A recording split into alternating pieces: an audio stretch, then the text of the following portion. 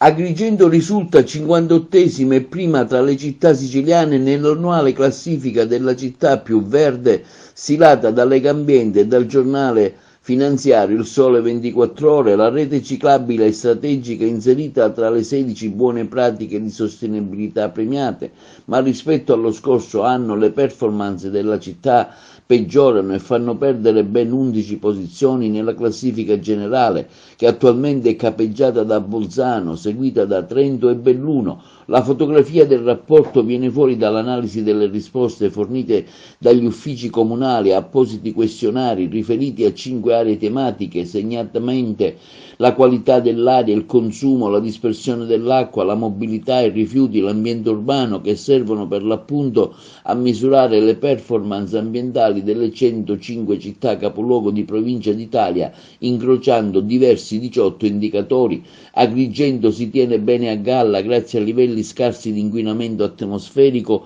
con una concentrazione degli inquinanti che risulta essere ben al di sotto della soglia media nazionale e con il dato relativo alla raccolta differenziata che ormai da tempo si è attestato intorno al 70%. Agrigento sta messa bene anche per quanto riguarda i consumi idrici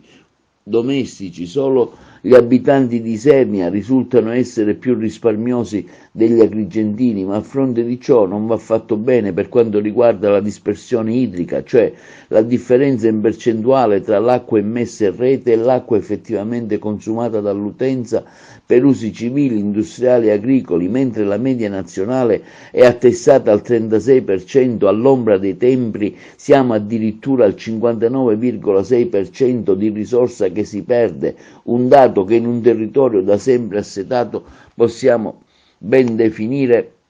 immorale. In linea con la media nazionale il dato sulla efficienza della depurazione, il che non deve tuttavia farci esultare, ben sapendo che sul fronte delle migliorie per raggiungere il 100% sono stati questi anni più gli annunci che le effettive messe in opera. Infatti solo da qualche mese sono stati consegnati i lavori per dotare soprattutto la fascia costiera degli impianti di depurazione necessari.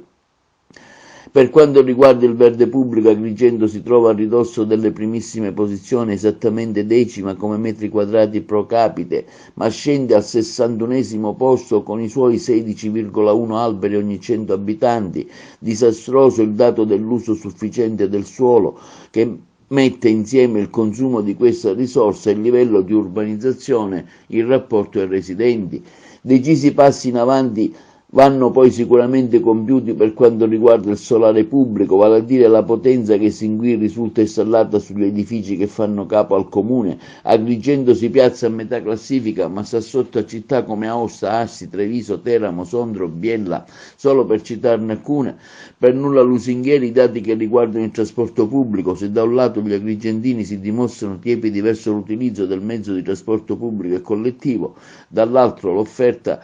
fa pochissimo per farsi preferire in un luogo dove il mezzo privato, in entrambi i casi Agrigento è relegata agli ultimi posti delle graduatorie e lontanissima dalle medie nazionali di riferimento. Concludiamo la nostra nota